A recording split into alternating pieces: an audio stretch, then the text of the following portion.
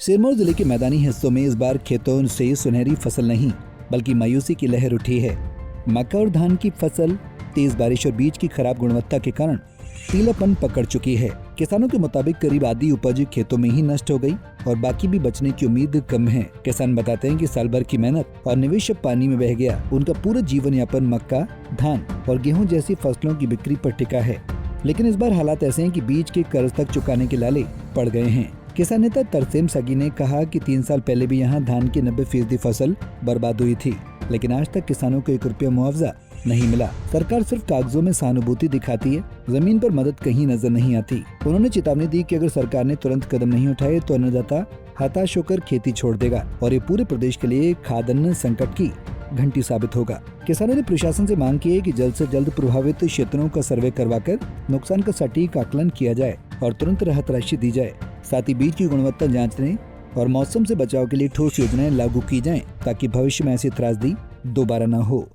देखिए, इसमें एक तो बरसात बहुत ज़्यादा हो रही है। बरसात में मक्की की फसल ज़्यादा खराब होती है और ऊपर से इसमें एक बीमारी भी चली हुई है। तो हमारा तो सरकार से ये अनुरोध है कि खाली मक्की के किसान ही नहीं, गन्ने वाले किसान भी बहुत परेशान है। और अपना जो धान की फसल है, धान में भी इस पर बीमारी लग चुकी है। बहुत सी फसल खराब हो रही है।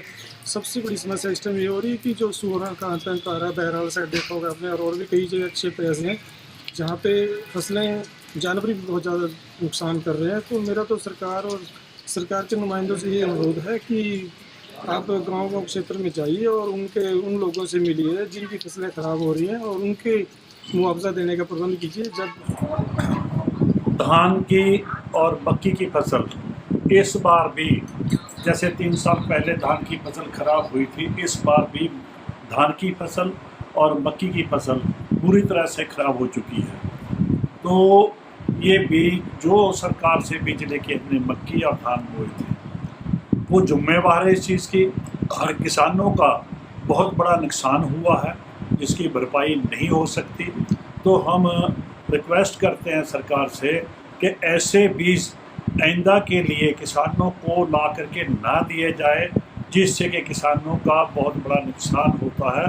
और बीज को चेक करके जो हमारी हिमाचल की ज़मीन है उसके मुताबिक ही बीज लाए जाए और जो बीज खराब ना हो, जिसमें किसानों का नुकसान ना हो, फसल का नुकसान ना हो। और जो इस बार अब फसल मक्की की बुरी तरह खराब हो चुकी है बीमारी से और धान की फसल खराब हो चुकी है, तो हमारा चीफ मिनिस्टर साहब सिद्धू साहब से रिक्वेस्ट है कि प्रशासन को हुक्म दें जो कि पटवारी कनगो साहब मौके पर आके खेतों का निरीक्षण करके देख करके उनका जो नुकसान हुआ है वो रिपोर्ट जो है एसडीएम साहब को या तहसीलदार साहब को दे और जिसका कि क्लेम जो है किसानों को सरकार देने की कृपा करे।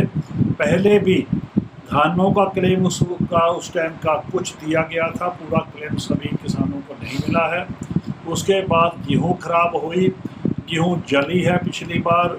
कई स्थानों पे बाजरा साइड में बहुत गेहूं चले, हज़ारों बीघों के हिसाब से। बिजली की स्पार्किंग की वजह से गेहूं जो जली थी उसका भी कोई क्लेम सरकार ने नहीं दिया और उसकी फॉर्मेलिटी बहुत बड़ी रखी हुई है। तो मेरी रिक्वेस्ट है कि उसके लिए सरकारी विभाग जो पटवारी साहब है, कनगो साहब है, उनको हुक्म दिया जाए कि मौके पर वो फसल को देखें और अपनी रिपोर्ट दें और उनकी रिपोर्ट वैलिड हो, उसके ऊपर ऑब्जेक्शन ना हो। फिर भी अगर अपने सरकार ये चाहती है किसी और से रिपोर्ट कराने, किसी से भी रिपोर्ट कराओ हमारे फसल की, अब उसका क्लेम रिपोर्ट करवा के फसल खराब हुई है उसकी रिपोर्ट करवा के और उसका क्लेम देने की कृपा करें। धन्यवाद। पंजाब केसरी टीवी के लिए पांवटा साहिब से रॉबिन शर्मा की रिपोर्ट। हमसे जुड़े रहने के लिए हमारे YouTube चैनल को सब्सक्राइब करें और नई वीडियो की नोटिफिकेशन के लिए बेल आइकॉन को दबाएं। अगर आप ये वीडियो Facebook पर देख रहे हैं तो लाइक जरूर करें और ज्यादा से ज्यादा शेयर करें। इसी तरह के और भी अपडेट्स के लिए फॉलो करें हमारा Instagram पेज himachal.ke।